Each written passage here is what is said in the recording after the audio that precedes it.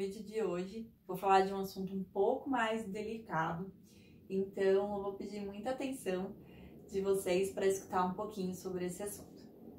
O assunto de hoje, vigorexia, ou então dismorfia muscular corporal. É um transtorno de autoimagem em que a pessoa ela sempre se vê mais fraca e menor do que ela é. É importante lembrar que esses transtornos de autoimagem eles estão frequentemente ligados à relação que aquela cultura tem, naquele tempo, sobre o corpo. Quer dizer, qual é o corpo mais vendido midiaticamente naquele momento? Tanto a anorexia, que a gente pode falar num vídeo mais pra frente, que tá ligada a um culto dos corpos mais magros, tanto é que ela sempre foi muito ligada, né, a corpos de modelos e de bailarinas.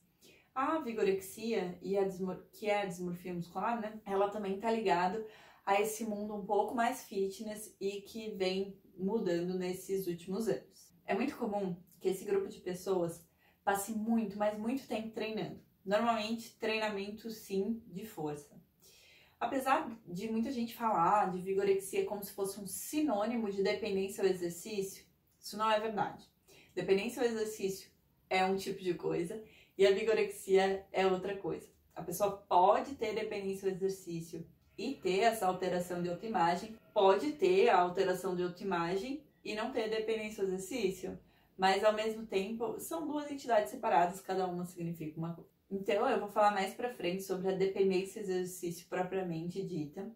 Essa dismorfia está muito mais ligada à imagem que a pessoa vê e não ao que ela faz para chegar ali. Esse grupo em específico está bem ligado mesmo ao ganho de massa, então normalmente todos os suplementos e a dieta que esse grupo faz está relacionado a isso. Além disso, é muito comum dentro desse grupo o abuso dos anabolizantes. E assim, normalmente quando a pessoa tem o transtorno da autoimagem, para ela pouco importa o risco que isso pode trazer para a saúde dela. Então eles vão usar mesmo que tenham muitos efeitos colaterais. Em casos mais graves dessa doença, a pessoa chega até a abandonar atividades, mesmo atividades sociais ou de trabalho, para poder treinar ou então para poder comer. E, além disso, em alguns casos, as pessoas podem não expor o próprio corpo, mesmo em praia, com amigos, ele vai estar sempre de camiseta, mesmo todo mundo dizendo que aquela pessoa tem um super shape, é super trincado, forte, aquela pessoa ela não se sente confortável no corpo dela. Eles treinam, assim, independente se houver algum risco para a saúde, eles treinam mesmo machucados, eles não param de treinar e treinam musculação. Hoje em dia existem casos, sim, de dismorfia musculares no CrossFit, mas é muito comum dizer que os corredores ou o pessoal do triatlon é vigorexo, mas isso não é verdade.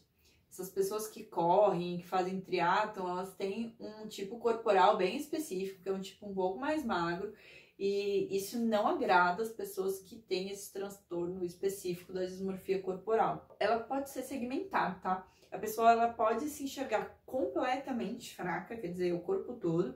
Ela pode enxergar um braço, ou só os braços, ou só as pernas, e isso vai de pessoa para pessoa. É comum que esse grupo de pessoas comece a procurar tribos onde esse comportamento dela é mais aceito. Então, pode ser aquele grupo da academia, pode ser, sim, alguns grupos de fisiculturismo, ou mesmo fóruns na internet, que são conhecidos também em vários tipos de transtorno alimentar, e até, né, transtorno de comportamento em geral, a pessoa ir procurando em fóruns da internet pessoas que digam, né, para elas que esse comportamento delas tá ok. Além disso, hoje em dia, é comum que se encontrem profissionais de saúde que podem ser que eles tenham esse tipo de dismorfia. Você vê que eles são muito grandes, eles estão nessas tribos, podem ser tanto nutricionistas, médicos e educadores, e você vê que os próprios têm uma relação um pouco deturpada com a imagem deles.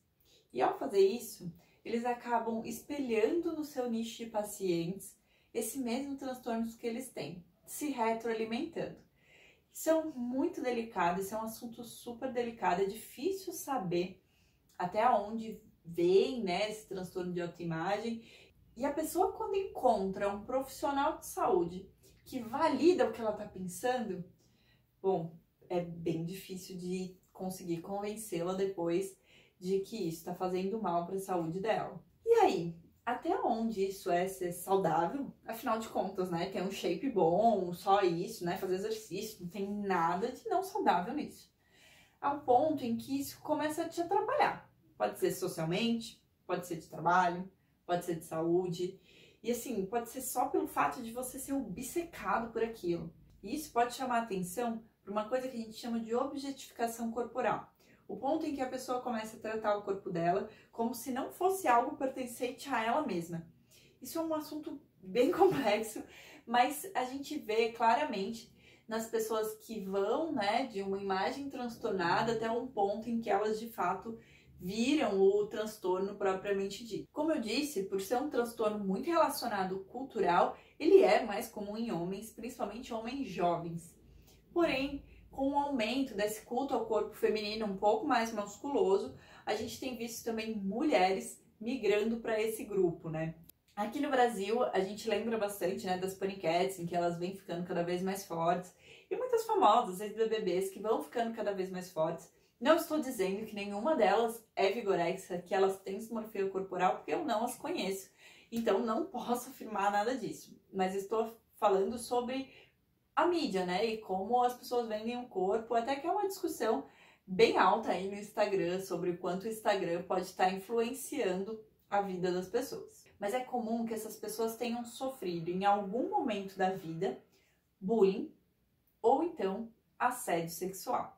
No bullying, normalmente, principalmente em homens, eles eram aqueles homens mais gordinhos lá na infância e durante o colegial e adolescência. E aí eles começam a ver isso como uma forma de defesa. Eles estarem maiores, mais fortes, faz com que eles não voltem para aquele momento que eles tinham no passado, em que eles foram humilhados de certa maneira. O assédio sexual também acontece no sexo masculino, porém ele é muito mais comum entre mulheres. Então muitas dessas vigorexas, dessas mulheres que, não só por ter sido influenciadas, né, mas também têm isso como uma proteção. Elas podem ter sofrido assédio e pode ter sofrido até realmente uma violência sexual ou física de parceiros, e a partir daí ela começa a ter essa obsessão de ser mais forte, até numa tentativa de se defender. Lembrando que nem todo mundo tem essa clara relação entre isso acontecendo.